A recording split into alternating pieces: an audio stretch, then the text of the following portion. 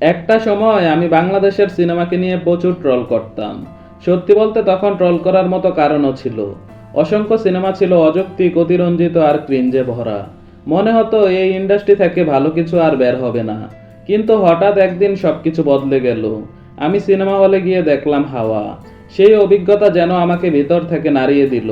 পর্দায় যা দেখলাম, এত ইউনিক গল্প, এত শক্তিশালী উপস্থাপন, আমি সত্যিই অবাক হয়ে গিয়েছিলাম। তখনই প্রথম মনে হলো দেশীয় সিনেমার জন্ম শেষ হয়ে যায়নি, বরং নতুন করে আগমন হচ্ছে। এরপর একের পর এক চমক আসতে থাকলো। শাকিব খানকে আমার নতুনভাবে দেখা, অ্যাকশন ভিত্তিক উপস্থিতি যা আগের থেকে অনেক আলাদা। এরপর এলো আফরান নিশোর সুড়ঙ্গ। তিনি শুধু অভিনয় করেননি, যেন চরিত্রটাকে বাঁচিয়ে তুলেছিলেন। পর্দায় তার উপস্থিতি ছিল একেবারে বিস্ফোরণের মতো। এর মাঝেই এলো জঙ্গলি, যা এই নতুন ধারার আরেকটা শক্তিশালী প্রমাণ।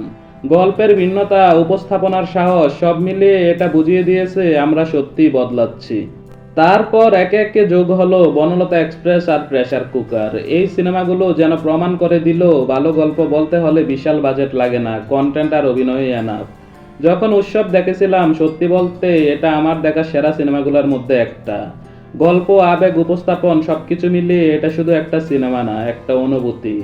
এখন তো মনে হচ্ছে বাংলাদেশি সিনেমা এক নতুন স্বর্ণযুগে প্রবেশ করছে। একের পর এক ভিন্নধর্মী মানসম্মত সিনেমা আসছে। সামনে আসছে রোহিত, যার গান আর সিনেমাটোগ্রাফি ইতিমধ্যেই মন ছুঁয়ে গেছে। সবচেয়ে অবাক লাগে যে আমি একসময় এই ইন্ডাস্ট্রিকে অবহেলা করতাম, আজ সেই আমি দেশীয় সিনেমার প্রেমে পড়ে গেছি।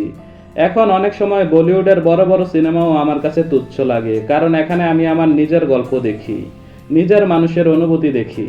যে সিনেমা হলগুলো একসময় বন্ধ হয়ে যাচ্ছিল, এখন মনে হচ্ছে সেগুলো আবার নতুন করে প্রাণ ফিরে পাবে। নতুন দর্শক, নতুন স্বপ্ন, নতুন গল্প, সব মিলিয়ে যেন এক নতুন সূচনা। দেশীয় ফিল্ম মেকার্সরা প্রমাণ করেছে যে ফিল্ম করতে মোটা অঙ্কের বাজেট লাগে না, লাগে সুন্দর গল্প আর তুখোর অভিনয়। বাংলাদেশি সিনেমা আর শুধু বিনোদন নয়, এটা এখন আমাদের গর্ব, আমাদের পরিচয়, আমাদের আবেগ।